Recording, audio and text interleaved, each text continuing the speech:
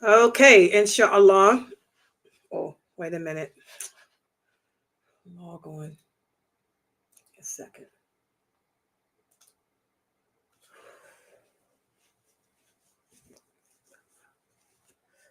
Ugh, it's cold. Okay, am I on there? All right, I'm sorry. Okay, Ina alhamdulillah wa salat wa salam ala wa rasulullah. Welcome to our series on the heroines of Islam. This is our series of the heroines of Islam.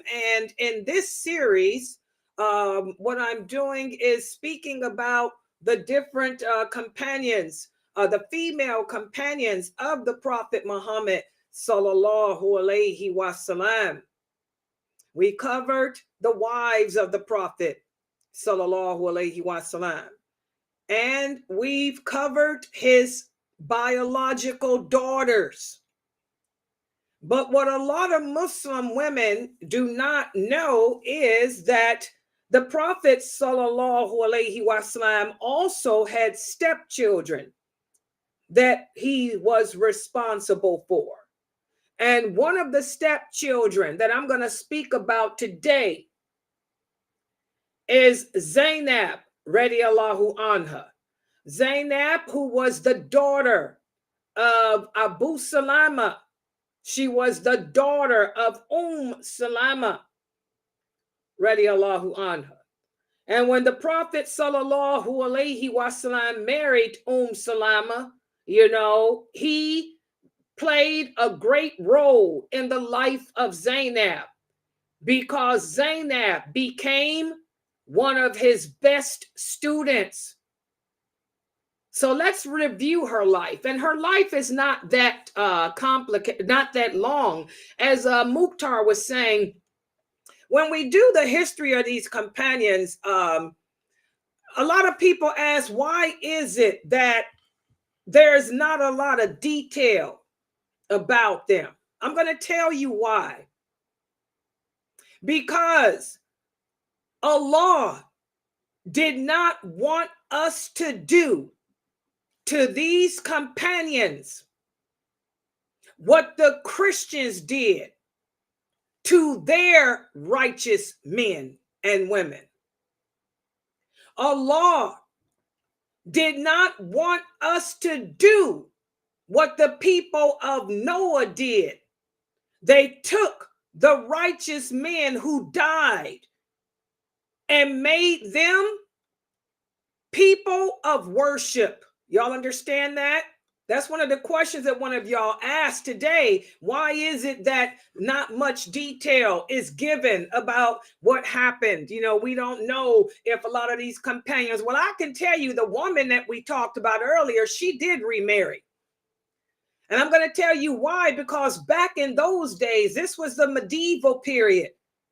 In the medieval period, a woman, had no one to protect her but a husband.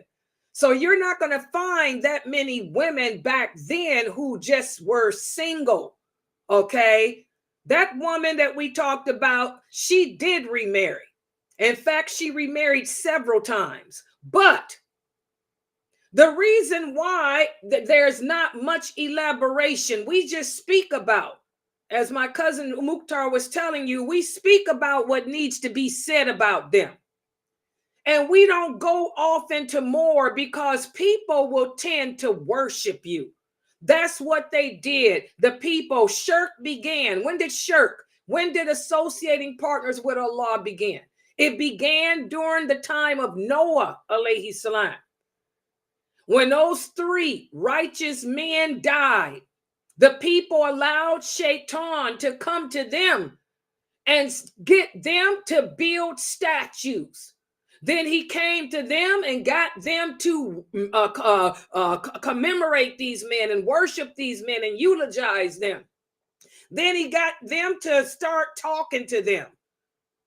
Okay. And that's also why a lot of you, most of these original companions were buried in El Baqi. But there were some who were buried in other parts of the world, and their graves are not known. Nobody knows for sure where, because Allah kept all that stuff hidden from us, because he did not want us to do the same thing the Christians did and make people saints. He didn't want us to make these companions saints.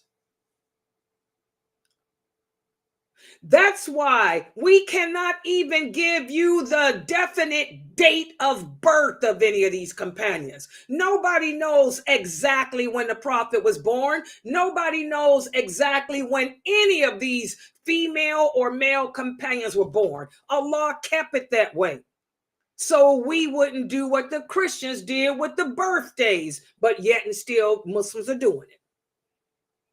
Okay, so that's why not much information. In Islam, we talk about what needs to be said about that person, and then we keep it moving, because the only one worthy of worship is Allah. And that's the foundation of Islam. Islam is based upon La ilaha illallah, Muhammadur Rasulullah, and Tawheed. La ilaha illallah is the number one pillar. We don't worship no one, not even the Prophet Muhammad sallallahu alaihi wasallam. So that's why a lot of elaboration is not given in these hadith books.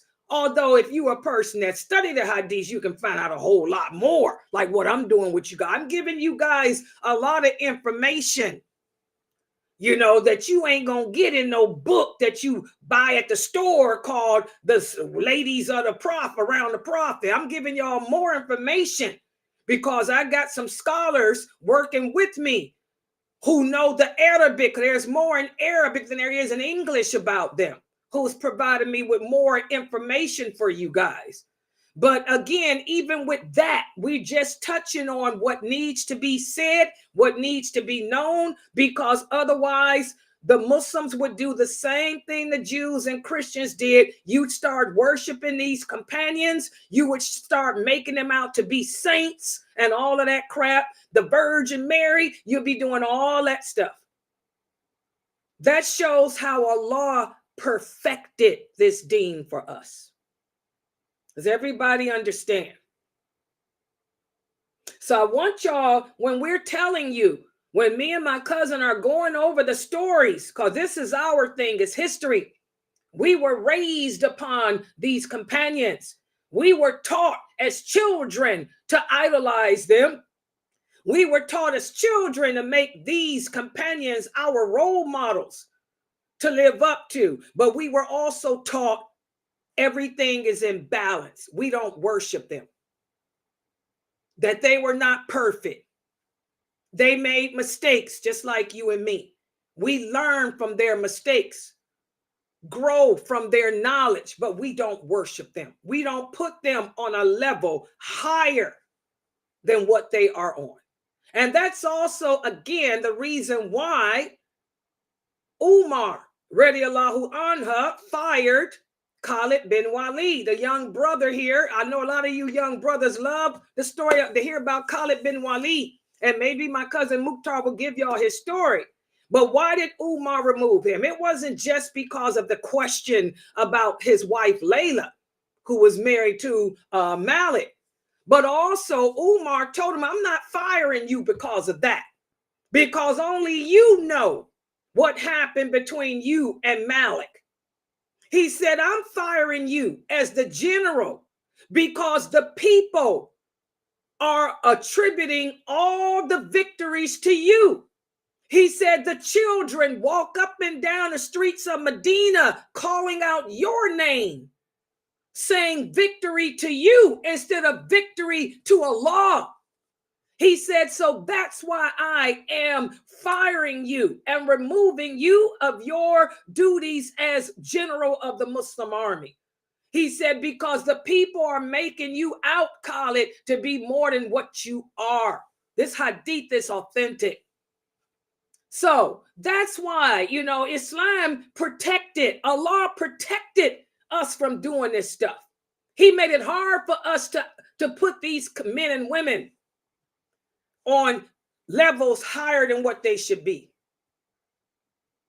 by keeping certain things hidden, unless you really, really dig. And even if you really dig, you got to dig with knowledge. You got to know what to look for. Okay? All right, so let's go into the story of Zaynab, radiallahu anha, who was the stepdaughter of the Prophet Muhammad sallallahu alaihi wasallam. And again, not much is given about her either.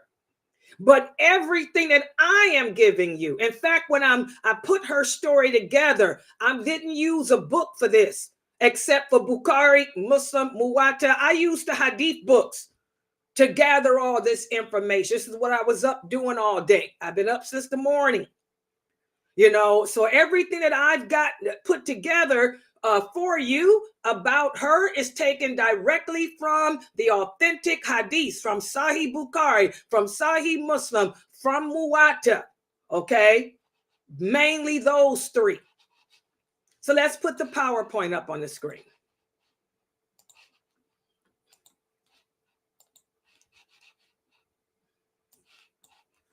All right.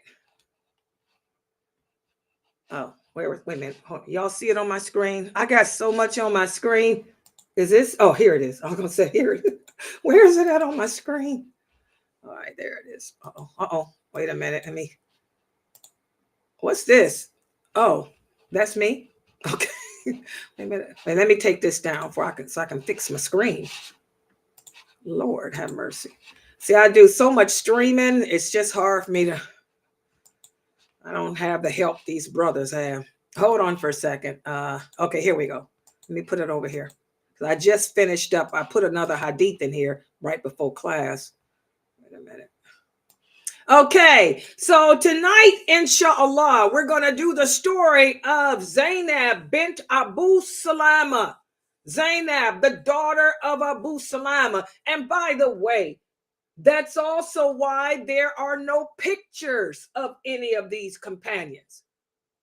Because again, Allah closed the door to us making the same mistakes that the Christians and Jews did by idolizing, worshiping people. So when you guys see me make my videos, I just take pictures of Muslim women from around the world. I am not trying to duplicate any of these companions because I could never duplicate them, number one. But number two, I know that in order to get the dawah out effectively, as a communication specialist, and that's what my degree is in, I am a communication specialist. Okay? I know that the best way to convey any message is by using as many of the human senses as we can: taste, feel, sight. So what I do, as you guys see, I just gather pictures of Muslim women from around the world. I do it for several reasons. The number one reason, besides stimulating your attention and capturing it, is because I want you to see how Muslim women are supposed to dress. That's the number one. We have to start dressing properly with our khimars. Okay? And also, I pick women from different parts of the world to show our diversity, how diverse we are as a nation. We're not based on race or any of that type of tribalism. It's all about la ilaha illallah, Muhammadur Rasulullah. So for the brothers out there, I have some young children. You're considered a child to me. You may be 30 years old. I'm 62. I'm your great grandmother.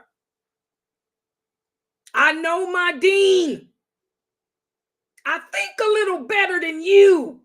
I'm not trying to duplicate any companion.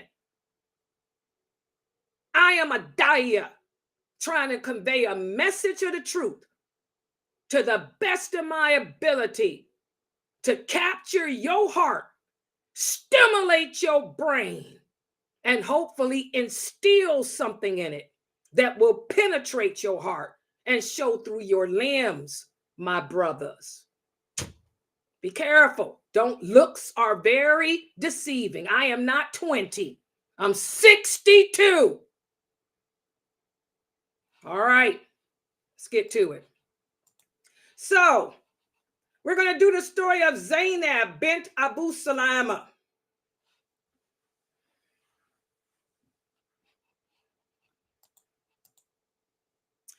Zaynab, radiallahu anha, is the daughter of Salamah. Her father was Abu Salamah Abdullah. And after what happened to him, we know what happened. We talked about the story of Salamah, her life. Like I told you, sisters, we complain about our personal lives. Salamah's life was a life of misery and more sacrifice than anything. She lost her husband, and her child was taken away from her. Then when she was reunited with her husband, Abu Salamah, he ended up being killed during one of the battles. Okay? The Battle of Badr. After the demise of Abu Salamah, radiallahu anha, that's when the Salamah was approached by the Prophet Muhammad sallallahu alaihi wasallam. She felt that there was no man on this earth better than Abu Salamah, who could serve as a husband to her and a father to her children. And that's when the Prophet sallallahu alaihi wasallam approached her after her mourning period. A woman mourns for 4 months and 10 days. After her mourning period, the Prophet of Muhammad sallallahu alaihi wasallam approached her and offered to marry her. He said, there is someone better than Abu Salamah. He said, me. And she was surprised. She said, but I got 2 issues. She said, number 1, I'm a very jealous woman. I'm extremely jealous. She said, number 2, I have children. The Prophet sallallahu alaihi wasallam told her, in regards to your jealousy, I will make dua asking Allah to remove all of that female drama from your heart, which Allah did. Salamah became his refuge. Okay? He said it in regards to your children. He said, your children are my children because Abu Salamah was my foster brother. I am their foster uncle, so they're my children. And so she married the Prophet sallallahu alaihi wasallam. But Zaynab was a young girl at that time, guys. Zaynab was born in Abyssinia. Her original name was Berra. Remember, I told you Berra was a very, very popular Arabic name, but it had a bad meaning. Not a bad meaning, but we should never name ourselves names that are hard to live up to. So every woman it seems that was named Berra, the Prophet changed their name to Zaynab. Okay? So the Prophet sallallahu alaihi wasallam changed her name to Zaynab.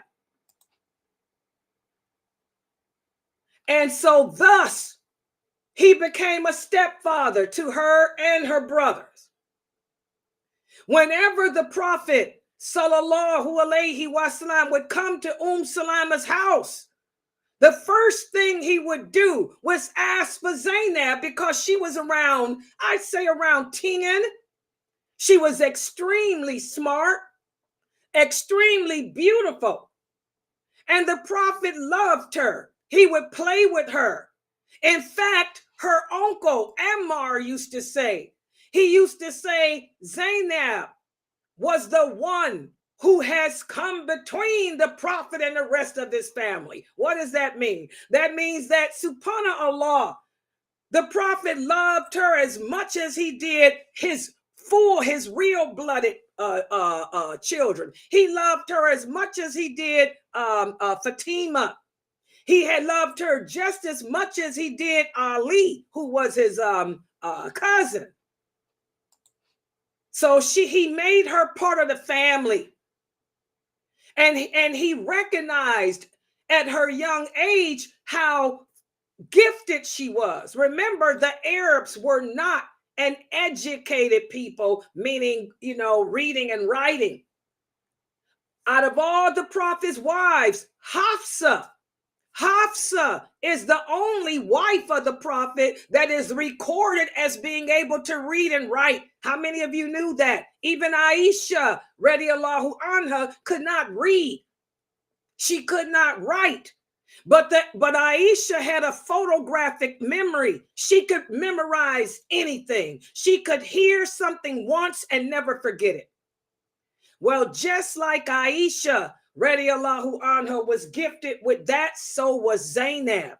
Zaynab had a memory. She could hear the prophet recite a verse of the Quran and she could pick it right up.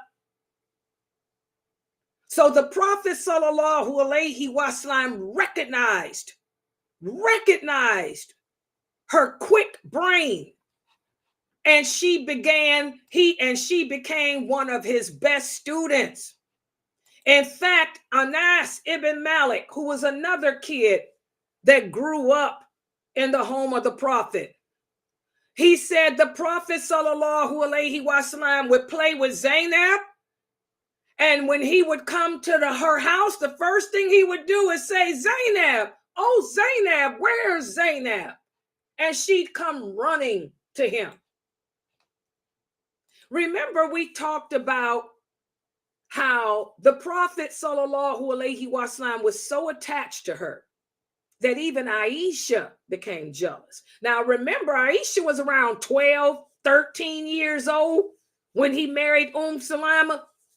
When the Prophet sallallahu alaihi wasallam married Salamah, Aisha was around 13, maybe 14 at the most. Zaynab was like 10, 11. She wasn't much younger than Aisha. Aisha was jealous of her and the time that the Prophet spent with her because she had that brain like Aisha. Remember, Aisha, radiallahu anha, was so jealous that she started a fitna. Remember, one time the Prophet went to visit Salamah, but he spent it was during the daytime. He would go visit all his wives after Asr. After Asr, he would make his rounds to visit every wife, and it was not sex like a lot of you thought. You read that authentic hadith in Bukhari, where narrated by Anas, who was another kid. Anas said the Prophet sallallahu alaihi wasallam would make rounds with all his wives in one night. He saw this. He was a kid, like 7, 8 years old. But people read that hadith and think that meant that the Prophet had sex. No. When Anas told the people that, one of the companions said, how did he, have relations with them all in one night? And Anas said the Prophet had the strength of 100 men. When Aisha heard this, she said, wait a minute. Remember, Aisha was the one that checked the male companions on that stuff. She said the Prophet made rounds with all his wives, but he didn't have sex with them.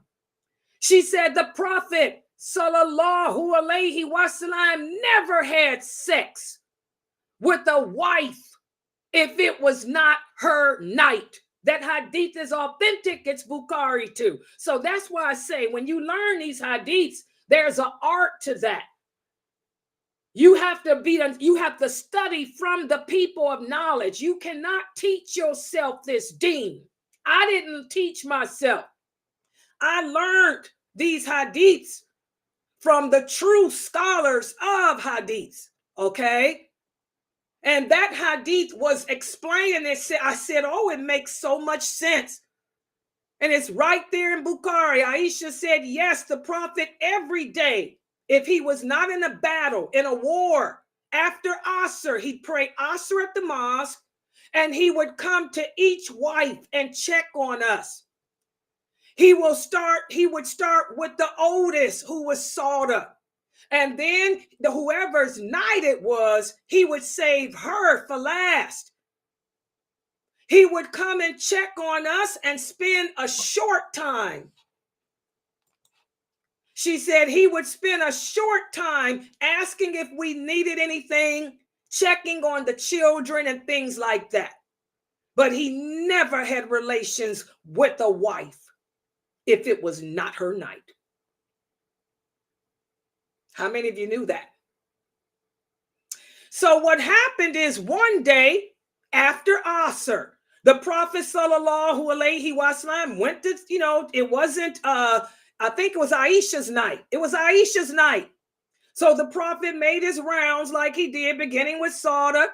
And by the time he got to Salamah's house, he spent more time than normal. And Salamah was not home. She was visiting with a relative. So Aisha became jealous and suspicious, her and Hafsa. And Aisha's like, why is he spending more time over there? Salamah ain't home. So then finally, he came to her house because it was her turn. She said, and when he entered the house, she looked at him. She said, you spent more time at Salamah's home tonight. And he said, yes. He said, I was with Zaynab. And she said, without thinking, she said her jealousy got the better of her. She said, so now you're going to marry Zaynab? She said the Prophet sallallahu alaihi wasallam turned around. He looked at her and she said she could see the anger in his eyes. And then his eyes began to tear up. And he said, oh, Aisha, don't you know? He said, I could never marry Zaynab. Number one, she's my stepdaughter, and Allah forbids that. And number two, he said, she's my foster daughter. Her father was the best of us, and he was my foster brother. And then she said the Prophet left. He was so angry. And she said once again, her jealousy had gotten her. She felt so bad. So that's how attached, and what the Prophet was doing at that time was teaching her the Quran. He had, as she said, that she found out later, and what made her feel even more bad was that when he came, Salamah wasn't there, but Zaynab had just memorized some verses of the Quran that she heard, and she recited them for the Prophet, and he was so proud of her and her being able to recite. So she said she felt really bad. Okay, so that's how attached the Prophet was to Zaynab. She was his student, his stepdaughter, and also his student. And to show how much he loved her as if she were one of his own, one day the Prophet sallallahu alaihi wasallam came to visit Salamah. It was her, turn. And he had Hassan and Hussein with him. And also Fatima, radiallahu anha, had come over. He had all three of them sitting on his lap. And he said, may Allah's peace and blessings be upon you, O family of the Prophet. And when Salamah heard this, she began to weep. And the Prophet asked her, why are you crying? She said, because you referred to Hassan, Hussein, and Fatima as your family, but you didn't refer to me and my daughter as this. And the Prophet came close to her and he said, don't you know you and your daughter are also from the family of the Prophet sallallahu alaihi wasallam? Okay. So the Prophet sallallahu alaihi wasallam had this way about him. He made everyone feel special, everyone feel wanted, everyone feel needed. He raised these children. He had all these children in his home. He loved children. And all the children, he let them all know, you're all part of my family. You're all part of me. I'm your stepfather, but that means I'm your father. You're a part of me. And that's when all those hadiths came down. When Aisha flipped out about that, that's when Allah sent down the verses of the Quran saying that the stepfather is like the father and we can't marry our stepdaughters and stuff. That's when Allah sent those verses down. That's also when the Prophet sallallahu alaihi wasallam explained that the semen is just like the blood. He explained that a man who marries a woman, he can never marry her biological children, her biological daughters, because the semen is like the blood, just like the milk is like the blood. So fostering through suckling and semen is like blood. All that came when Aisha questioned him about Zaynab. Okay. Also, the Prophet sallallahu alaihi wasallam, he performed a miracle with Zaynab too.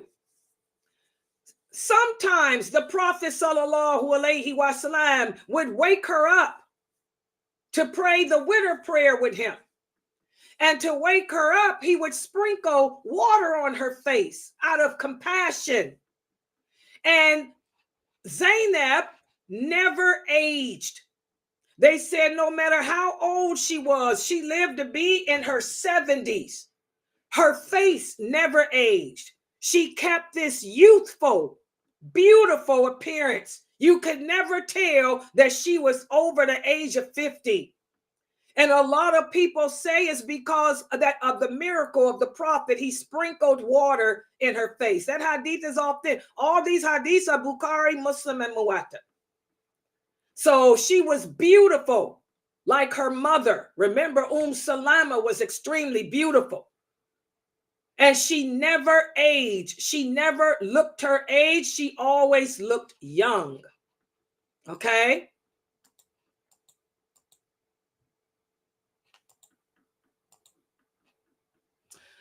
So Zaynab, radiallahu anha, she was the student of the Prophet Muhammad.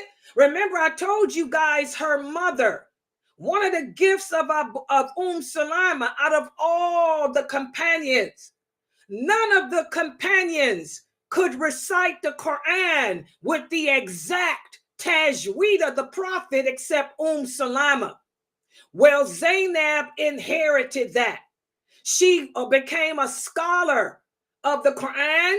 She also narrated many hadiths.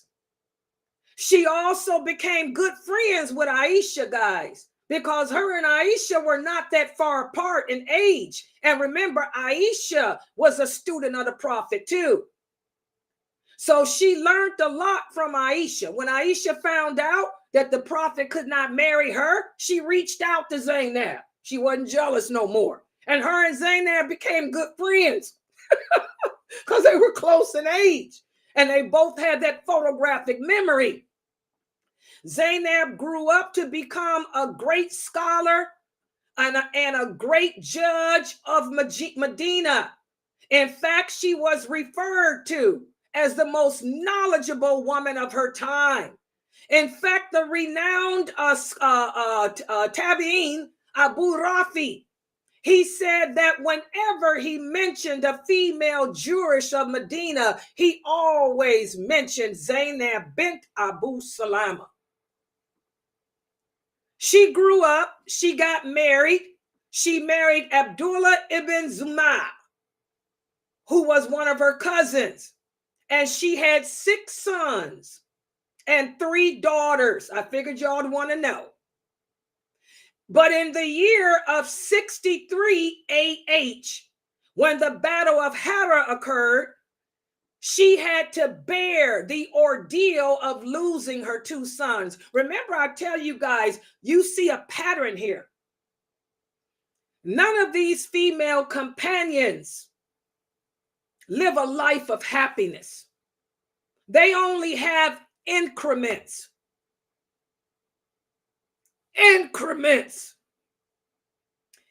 Moments of happiness. We can count on two hands our moments. Most of them can't get past 5. Her mother didn't get past 5 increments, and Zaynab didn't either, because when she grew up, what was going on at the time? She lived to see the division. This is when the companions had divided and they were fighting against each other, killing each other. She saw many people that she grew up with killed unnecessarily for stupid stuff. Okay? Relatives killed. Well, she lost 2 of her 2 sons during the Battle of Hara. And I'm going to speak about this battle a little bit. The Battle of El Hara, it was fought during the time of Yazid, who was the son of Muawiyah. He was the caliph. Okay? And this was a battle fought by him against the Ansar and the immigrants of Medina. The battle took place at the lava field of Hadrat Waqim, which is in the northeastern outskirts of Medina. And this battle only lasted less than a day. The factions of Medina disapproved of Yazid. They said that his lifestyle was impious. They accused him of wanting to live a rich life. And after declaring their rebellion, they besieged the Umayyad clan resident in Medina, and they dug a trench around the city. The army sent by Yazid, they went and confronted the rebels, and despite the advantage, the people of Medina were routed due to the defection of the tribe of Haritha, which allowed Marwan, who was Yazid's brother, to attack from the rear. During this battle, the son of Uthman was captured, and they cut his beard as a punishment, as being suspected of working with the Medinans. But Ali ibn al-Hussein, who was the son of Hussein, was treated well and brought back as a prisoner. And that's all I'm going to say about this battle, because this was a bad time during our history when the companions were fighting against each other. And I don't want people to speak badly of the companions, but anyway, this was the battle in which Zaynab's 2 sons were also killed. Many of the people of Medina were. And when they were killed, their bodies were brought to Zaynab. And when she looked at her 2 beloved sons dead, she made the same supplication that her mother made back when her mother lost her father, which was Inna lillahi wa inna ilayhi rajiun, which means we belong to Allah and only to Allah do we return. This was the same supplication her mother made when she lost her father. Okay? 10 years after losing her 2 sons, that's when Zaynab died. Her funeral was conducted by Ibn Umar, who was the governor of Medina at that time. He led her funeral prayer, and she's buried in El-Baqi. And that's all we have of Zaynab. And all of this is taken directly from out of the hadiths. That's it. So that's all we know about her. She was a great scholar of Islam. She issued a lot of Islamic verdicts like Aisha, radiallahu anha. Her and Aisha were very close. She learned from Aisha as well as the prophet. Okay, but like I said, after the Prophet Muhammad died, after Uthman was murdered, that's when everything went crazy. And those companions did not live in happiness because it was always a back to that tribalism, back to that same crap of power control. All right. So I'm going to stop right here. Subhanakallahumma wa bihamdika ashhadu an la ilaha illa anta astaghfiruka wa atubu ilaik. Are there any questions or comments about Zaynab radiyallahu anha, the stepdaughter of the prophet?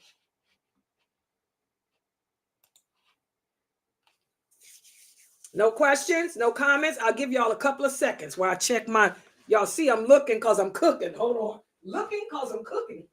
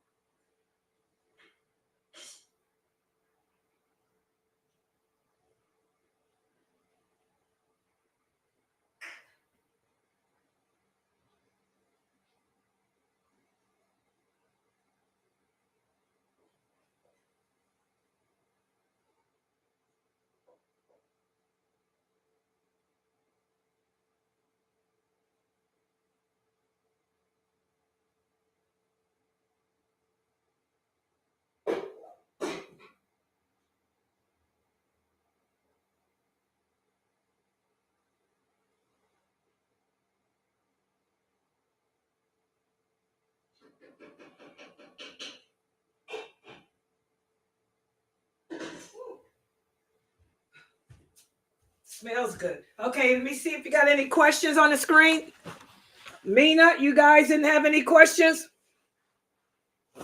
No questions. Okay, yeah. So that, like I said, the reason why, oh, it smells good. I can't wait to eat that. Y'all, that smells good. Y'all know I can't cook, but I'm always trying. Ooh, can't wait. But anyway, Mama, it smells good. Mom, can you hear me? It smells good. I'm making chicken and I put red pepper, green pepper, yellow pepper, and what's the other color? Orange. I cut them all up in strips, put it in the skillet with it. Then I put in some olives, a bottle of olives, real olives, and what else I put in there? Salt, pepper, paprika, garlic, onion. And I made a gravy. Je suis français. We did the French, the Louisiana, and it's cooking. It smells so good. And I'm going to serve it over rice. So, smells good. Yeah. So, like I said, guys, the reason why they don't go into detail, a lot of details, so we don't end up worshiping these companions, making them out. But yeah, Zaynab was extremely beautiful, extremely intelligent. She was a scholar of Islam. For those Muslim brothers that tell you that women cannot teach Islam, that's not true. That's not true. Because guess who one of Malik's teachers was? Zaynab. She was also one of his teachers, Imam Malik. Okay, so, she taught a lot of people. She was a great scholar, just like Aisha, radiyallahu anha. So don't let these brothers try to trip you up and tell you that because you're a woman, you can't teach and you don't know the deen. That's not true. The first scholars of Islam were women. Women. The prophet's wives and his daughters. Let's not get it twisted. All right, guys, I'm going to log out for tonight. And inshallah, make sure everybody is here tomorrow at 6 o'clock. We have the diluting well better class. Make sure you guys read the next section of that chapter 5 in the back of the book, part 2, because we're going to go over that, and I'm going to also give you a quiz.